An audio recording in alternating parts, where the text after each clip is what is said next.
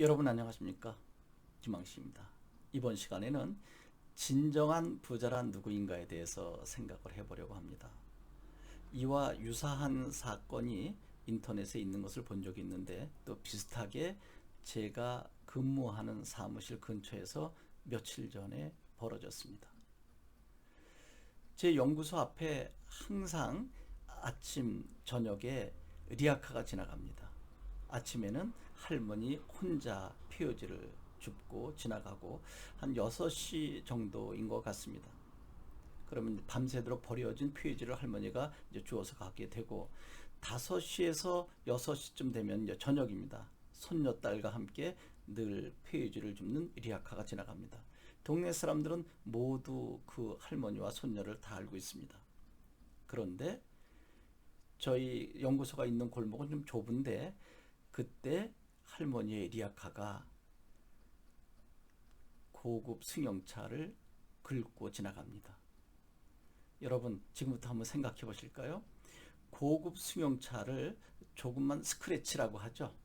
약 1cm 정도, 이 정도만 나도 좀 양심 있는 사람들이면 그냥 가세요라고 하고 살짝 뭐 도색을 한다든지 하는데, 글쎄요, 양심 있는 사람 쉽지 않을 것 같은데요. 대부분 보상을 받으려고 하죠. 외제차 같은 경우, 또 우리나라의 아주 고급 승용차 같은 경우는 범퍼에 판금 도색하는데 1, 200만 원 정도 합니다. 상당히 큰 비용이죠. 그럼 할머니는 하루 종일 표지를 주어서 고물상에 갖다 줘봤자 몇천 원 정도라고 합니다. 이제 큰일 났습니다. 그 난감한 상황 속에서 소녀는 그만 울고 맙니다. 동네 사람들이 한두 명 지나가고 있습니다. 저도 멀리서 그 광경을 바라만 보고 있었습니다. 저는 생각했습니다. 이때 어떻게 해야 할 것인가? 당연히 자동차 앞 유리 앞에 붙여져 있는 전화번호를 보고 전화해서 주인에게 알려주고 이와 같은 자초지종을 이야기해서 아마 보상에 관한 문제를 의논해야 되지 않을까요? 아마 정상인이 그랬다면 당연히 피해를 준 사람이, 즉 가해자가 그렇게 했을 것이고요. 만약에 가해자가 그냥 지나간다고 하면 그것을 목격한 사람들은 휴대폰으로 찍어서 분명히 그 가해자를 찾게 될 것입니다. 인터넷상에 올리고 그런 일이 벌어지겠죠. 그런데 할머니와 소녀입니다. 너무 안타까워서 이제 서너 명의 주민들이 그것을 지켜보고 있었는데 고등학생이 그 상황을 보고 얼른 앞에 가서 주인에게 전화를 합니다. 여러분, 이 상황이 너무나 흡사하게 벌어진 것입니다. 그 외제 차량, 여러분 인터넷상에 있는 거와. 그래서 야, 어떻게 이렇게 흡사한 일이 벌어지는가.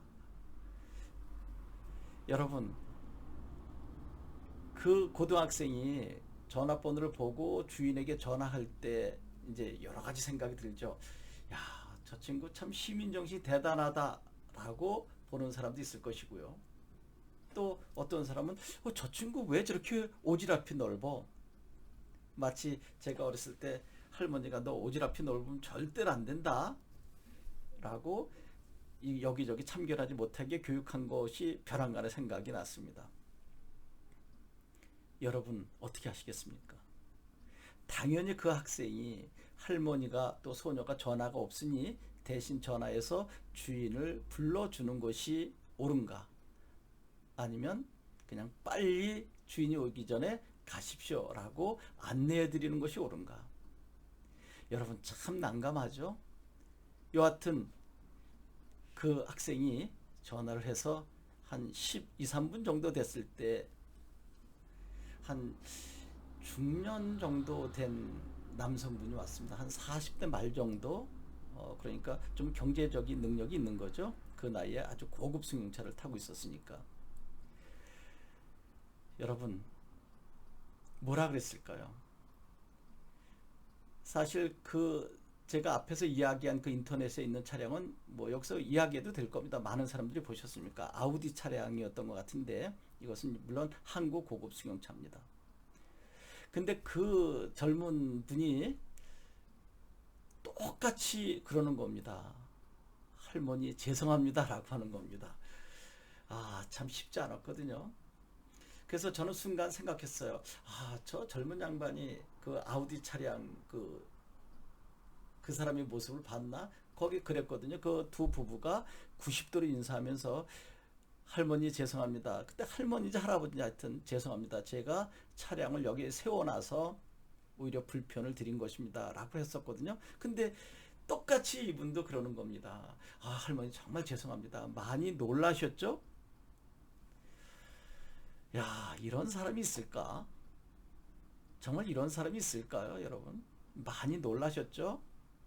제가 이 좁은 골목에 차량을 세워서 할머니를 불편하게 해드리고 또한 놀라게 해드렸는데 할머니 걱정하지 마시고 어서 가세요. 그리고 이 차는 뭐 그렇게 심하게 망가지지 않았으니까 제가 알아서 고치겠습니다. 라고 할 때 옆에 있는 사람들이 이렇게 박수를 치기까지 했습니다.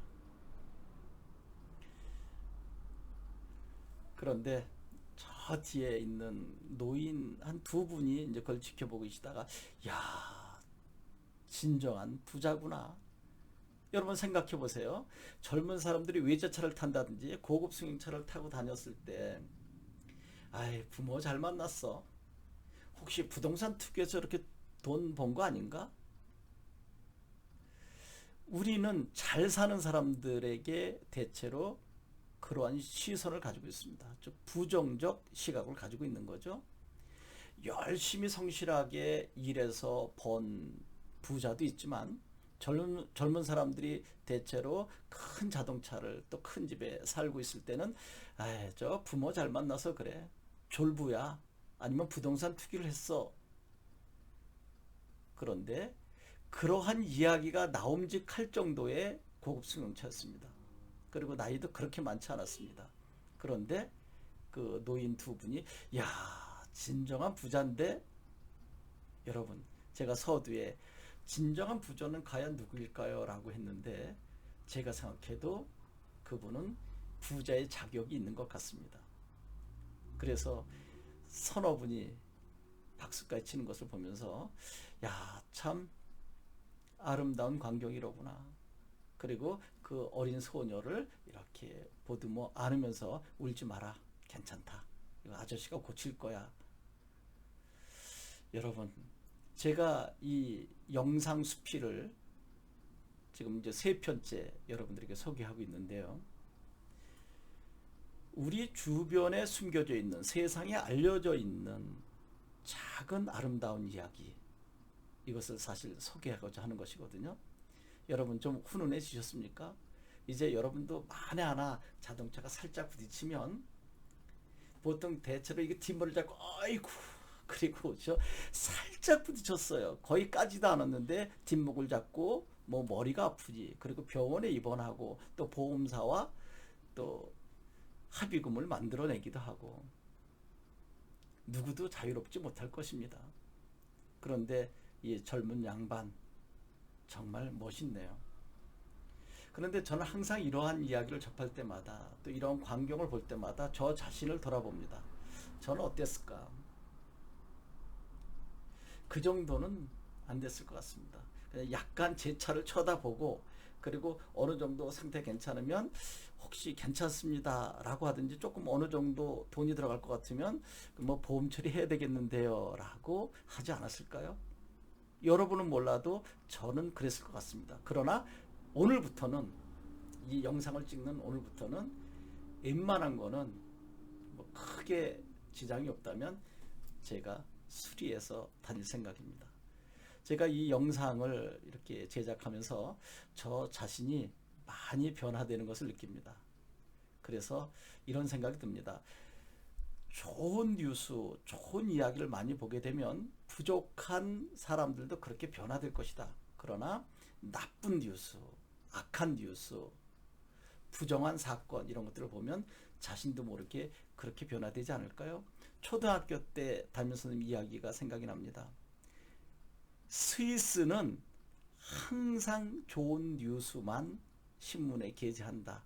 물론 뭐 100% 그렇진 않겠지만 그래서 야, 스위스가 어떤 나라이길래 저런가라는 생각을 제가 어린 나이에 생각해 본 적이 있는데 부족하지만 제가 가능한 한 좋은 뉴스, 행복한 이야기를 여러분들에게 소개해 드리려고 합니다. 그러면 조금 힐링되지 않을까요?